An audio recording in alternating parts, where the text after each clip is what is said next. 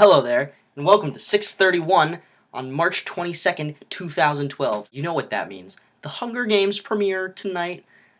Oh yeah. And I'm so excited! Honestly, I shouldn't even be so pumped for this. I didn't even read any of the books, but I'm so pumped. It's gonna be awesome. Just in case you were wondering, I'll be going to the midnight premiere tonight at Southington Showcase Cinemas. Quality theater, by the way. And I'll be viewing it with this person and this person.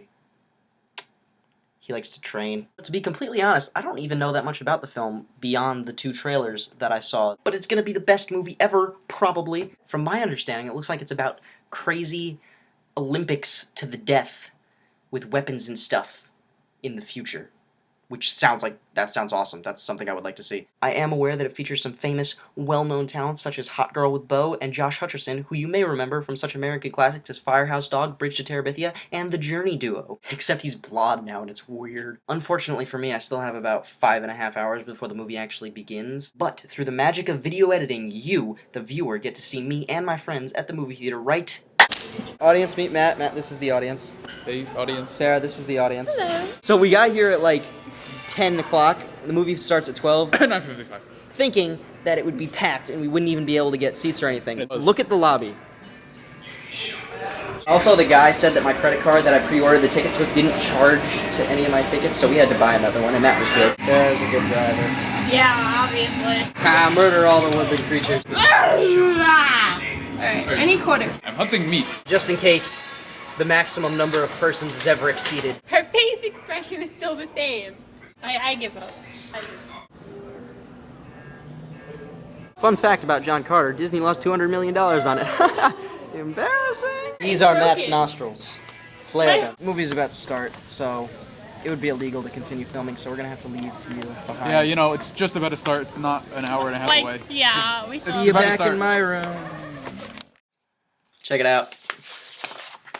Sarah won me a poster. Yeah, before the movie started, they were having like trivia on the books and stuff. I guess they just assumed that all the people at the premiere were big fans of the books, so they kept giving away plot points in this trivia. But I got a free poster out of it, so whatever. The Hunger Games, it was really, really, really good for the most part. So apparently I got the plot sort of right. It's like a cool post-apocalyptic world setting where everyone lives in this place called Pan Am, which I guess is like the destroyed ruins of North America. And all the people are separated into 12 districts, and they're ruled over by the Capitol, which is represented by Elizabeth Banks in a bunch of makeup, and she was super awesome. Every year, the Capitol selects at random a male and a female representative from each of the 12 districts from the ages of 12 to 18, which seems a little bit unfair, but whatever, and tosses them into the woods for 2 weeks and says, hey, you have to murder each other, and the last one standing wins. Sounds pretty sadistic, doesn't it? Yeah, well, this also serves as a live television show for all the people in the districts to watch. Ugh. Games don't even really start until about an hour into the movie, which was cool because it took all that time to set stuff up and to introduce you to the characters and whatnot. The only problem I have with this is that the only real backstory we got on this post-apocalyptic world was literally a 30-second clip that Elizabeth Banks shows, and that kind of sucks because the world was really cool. I liked the technology, I liked all the slightly futuristic stuff, except for that weird cream stuff that was inefficiently parachuted into the kids when they were hurt. I got that stuff right at home, and it's called A&D. And I guess it supposedly takes place in the real world, so I would like to see how we got from this point to that point. And I know movies based on anything from books to video games and stuff are primarily for the fans, but there's the occasional viewer who has no idea what the thing's about. So I would have liked a little bit more backstory on this whole world. Huh, it instantly became nighttime. That's weird. Oh, sorry. I was just looking up the word acting in the dictionary, and no surprise, Jennifer Lawrence's picture was there. Seriously, this girl knows what she's doing. She could have carried the movie if she had to. For most of the games, she doesn't even speak. It's all facial expressions, which is absolutely amazing. She's able to convey so much emotion from us without even having to talk. And Jennifer Lawrence is... I mean, she's just look at her. And whenever she pulls that bow back and touches her lip, oh my god, she kills me.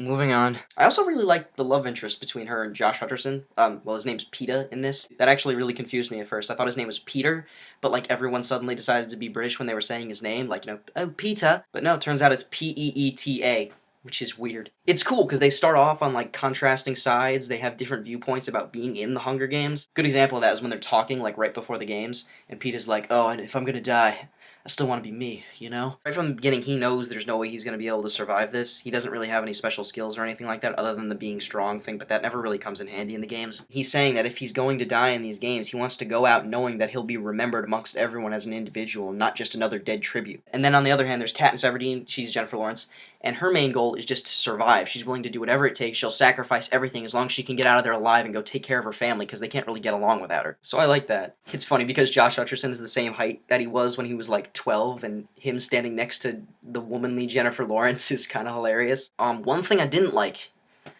the way it was shot, it was freaking annoying. Honestly, every single action scene was filmed in that close-up, shaky cam style, and it got really annoying, and it really took me out of the experience, because sometimes I really couldn't tell what was going on. Even during some of the dialogue scenes, the camera was unnecessarily wobbly and shaky. Like, why would you have that in your movie? It's not Blair Witch. Imagine I'm just sitting here and I'm talking to you, and I'm like, hey, you should totally see The Hunger Games, it was a really good movie. It's annoying, isn't it? But, yeah, it was a really good movie. I mean, if you like really good movies, you'll like this movie because it's really good. It was so good, in fact, that it inspired me to actually purchase the books online. They're going to be delivered to my house any day now, so that's good. I'm interested to see how the series actually continues, because based on the ending, which I'm not going to spoil, I'm not really sure how they could crank more story out of it, but I'm excited to see. It's actually been about 2 days since I saw The Hunger Games, and I just saw 21 Jump Street with this kid, so we'll talk about that probably soon. I don't know, maybe. Bye!